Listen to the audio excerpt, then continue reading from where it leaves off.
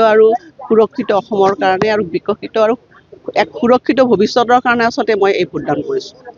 মই নিজকে নহয়, সুৰক্ষিত আৰু বিকশিত অসমৰ কাৰণে ভোটদান কৰিছোঁ। খুব গুৰুত্বপূৰ্ণ কথা, সুৰক্ষিত অসমৰ কাৰণে ভোটদান কৰিছে। আৰু যিহেতু আজি এটা সঁচাকৈ এটা গণতন্ত্ৰত এটা উৎসৱমুখৰ পৰিৱেশ আমি দেখিছোঁ। উজনি অসমত আমি যদি চাওঁ, আগতে কিন্তু ভোটদানৰ হাৰ ইমান সময় যথেষ্ট কম থাকে। আজি 5টা, 5:30 বজাতে ভোট কেন্দ্ৰসমূহত কিন্তু 150-200 মানুহৰ এটা লাইন লাগিছে। ই কি সূচায়? আমি আচলতে যেতিয়া নিৰ্বাচনী প্ৰচাৰ চলাবলৈ গৈছিলোঁ, সেইখিনি সময়ত আমি ৰাইজকো আহ্বান জনাইছিলোঁ যে 100% ভোটদান কৰিব লাগে। এইটো হৈছে গণতন্ত্ৰৰ সকলোতকৈ ডাঙৰ উৎসৱ। গতিকে মুকলি মনেৰে ৰাইজ ওলাই আহিব লাগে আৰু ভোটদান কৰিব লাগে, সেইটো এটা আমি আহ্বান জনাইছিলোঁ এটা কথা।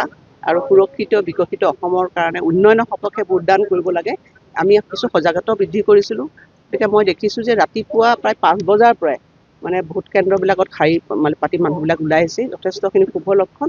মই ভাবোঁ যে ই অসমৰ ভাৰতবৰ্ষৰ গণতন্ত্ৰক অধিক শক্তিশালী কৰিব।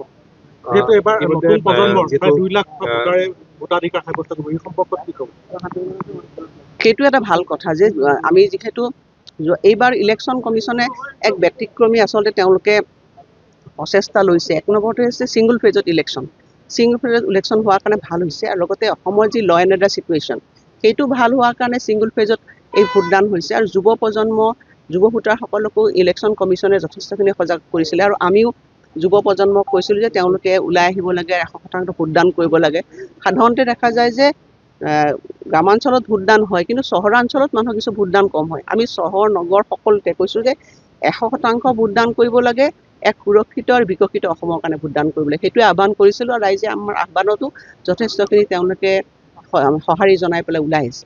ভোট যিহেতু দিলে, গতিকে 100+ চিট এবাৰ বিজেপিয়ে লাভ কৰিব NDA। মুখ্যমন্ত্ৰী ডাঙৰীয়ে যিখিনি কৈছে সেই মোৰো মন্তব্য।